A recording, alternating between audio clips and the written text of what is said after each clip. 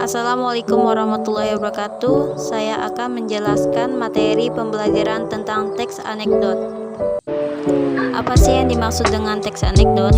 Teks anekdot adalah cerita yang dikemas lucu, unik, yang bisa membuat perasaan merasakan berbagai macam emosi, mulai dari emosi marah, jengkel, lucu, dan menghibur, di mana landasan penulisan teks anekdot bentuk kritik dan sindir kepada orang-orang tertentu tanpa harus menyinggung secara langsung. Dari pengertian tersebut dapat kita ketahui bahwa teks anekdot yang di dalamnya mengandung unsur lucu juga memiliki maksud untuk mengkritik dan menyindir kepada orang tertentu. Tujuan teks anekdot yaitu membangkitkan tawa para pembaca sebagai hiburan dan sebagai bentuk kritik. Di sini dapat kita lihat beberapa ciri-ciri teks anekdot. Yang pertama, melibatkan partisipan. Yang kedua, memuat unsur lucu. Yang ketiga, bentuk dari sindiran. Keempat, mengandung konjungsi atau biasa disebut kata penghubung. Yang kelima, bersifat menggelitik atau lucu. Yang keenam, penyajian cerita mirip dongeng. Yang ketujuh, diceritakan secara realistik. Yang kedelapan, bisa mengenai orang penting. Itulah ciri-ciri dari teks anekdot yang perlu kita ketahui. Secara umum, teks anekdot terdiri dari 5 bagian yang bentuk alur cerita dengan latar dan tokoh tertentu yang biasa disebut dengan struktur teks anekdot, yaitu yang A. Abstrak adalah bagian di awal paragraf yang berfungsi memberikan gambaran tentang isi teks. Biasanya bagian ini menunjukkan hal unik yang akan dipaparkan dalam teks. Yang B. Orientasi adalah bagian yang menunjukkan awal kejadian cerita atau latar belakang bagaimana peristiwa terjadi. Biasanya penulis bercerita dengan detail di bagian ini. Yang C. Krisis adalah bagian yang menjadi hal atau masalah unik atau tidak biasa yang terjadi kepada si penulis atau orang yang diceritakan. Yang D. Reaksi adalah bagian tentang cara penulis atau orang yang ditulis menyelesaikan masalah yang timbul pada bagian krisis tadi. Yang E. Koda adalah bagian akhir dari cerita unik tersebut, bisa juga dengan memberikan simpulan tentang kejadian yang dialami penulis atau orang yang ditulis. Itulah tadi pengertian dari struktur teks anekdot. Jika anekdot yang terdiri dari 5 unsur tersebut merupakan anekdot yang mempunyai unsur sempurna, namun terkadang terdapat anekdot yang hanya terdiri dari 3 unsur, yaitu orientasi, krisis, dan reaksi. Minimal teks cerita anekdot terdiri dari pendahuluan atau biasa disebut orientasi, komplikasi atau biasa disebut krisis, dan penutup atau biasa disebut reaksi.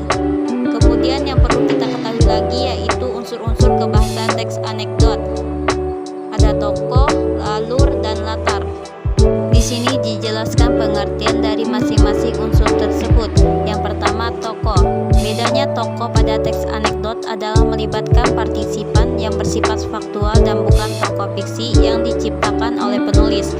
Umumnya, partisipan adalah seorang tokoh yang memiliki nama cukup populer. Yang kedua, alur. Jalan cerita yang dikemas dalam serangkaian cerita disebut dengan alur.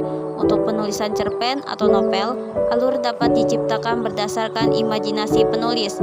Pada teks anekdot, alur benar-benar terjadi, tidak bersifat imajinatif. Yang ketiga, latar. Sedangkan latar memuat beberapa bentuk, yaitu bentuk waktu, tempat, dan suasana. Terkait pemilihan latar, khusus pada teks anekdot wajib bersifat faktual, sesuai terjadi dalam kehidupan nyata. Selanjutnya yang akan kita bahas yaitu kaidah teks anekdot. Kaidah teks anekdot adalah kaidah kebahasan yang penting untuk dipelajari agar teks anekdot yang disusun menjadi utuh. Kaidah itu meliputi hal-hal sebagai berikut. Yang pertama, menggunakan waktu lampau. Kaidah yang paling menonjol menunjukkan waktu lampau, bisa menunjukkan waktu itu, hari itu, tahun itu, atau bulan lalu. Yang kedua, menggunakan kata penghubung.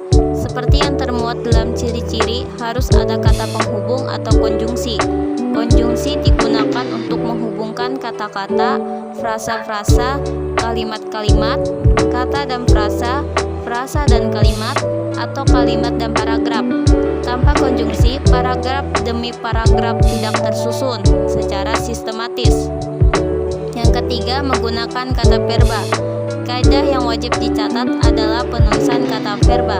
Kata verba atau biasa disebut dengan kata kerja Anekdot disusun dengan menggunakan kata kerja agar aktivitas atau kegiatan terlihat dengan jelas.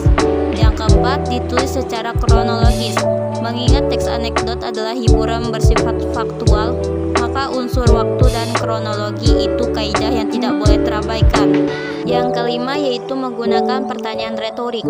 Pertanyaan retorik adalah pertanyaan yang tidak mewajibkan untuk dijawab. Pertanyaan retorik inilah yang cukup menggelitik. Jika pandai memainkan pertanyaan ini, teks ini terasa lebih unik. Contoh pertanyaan retorik yaitu bagaimana jadi begini atau bukankah demikian. Yang keenam yaitu menggunakan kalimat perintah. Penulisan teks anekdot juga menggunakan kalimat perintah. Sesuai penggunaan kalimat, maka kalimat perintah ini secara tidak langsung juga akan mempersuasi pembaca. Jadi kalimat perintah ini digunakan untuk memudahkan pemahaman strukturnya. Itulah tadi penjelasan tentang kaidah teks anekdot. Ini adalah salah satu contoh anekdot.